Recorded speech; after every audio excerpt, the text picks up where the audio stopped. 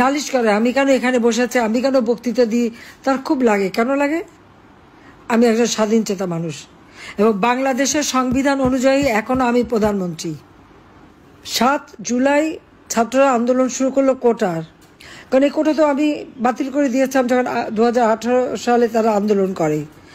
High court একটা রায় দিয়েছে, সঙ্গে সঙ্গে সরকারের পক্ষ থেকে, আমাদের পক্ষ থেকে আমরা হাইকোর্টে সেটা আপিল করে স্থগিত করে দিই। আসলে কোটা বলে তো কিছুই নাই।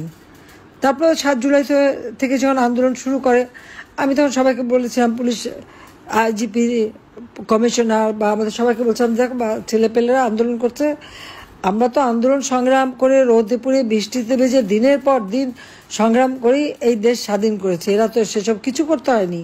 কারণ 2009 আমি সরকার গঠন করার পর থেকে এই 15 বছর ধরে মানুষ শান্তিতে ছিল। লেখাপড়ায় যেখানে বছরের পর বছর সেশন জট থাকতো, জিয়ার আমলে, এরশাদের আমলে, খালেদা জিয়ার আমলে, আওয়ামী লীগের আমলে কোনো সেশন জট ছিল, আস্তে আস্তে সেশন জট কমালাম। লেখাপড়া নিয়মিত করা, উচ্চশিক্ষা, ডিজিটাল শিক্ষা, সাবমেরিন কেবল, বঙ্গবন্ধু স্যাটেলাইট উৎক্ষেপণ, আমাদের ওয়াইফাই কানেকশন সারা বাংলাদেশে, সবই তো আমরা করে দিয়েছি। প্রত্যেকটা ঘরে ঘরে আলু জ্বেলে দিয়েছি, শিক্ষার একটা চমৎকার পরিবেশ করে দিয়েছি। তো তারা একটু রোদে ভিজে বৃষ্টিতে ভিজে আন্দোলন করতে দাও, ওদের দাবি তো সব মেনে নিলাম।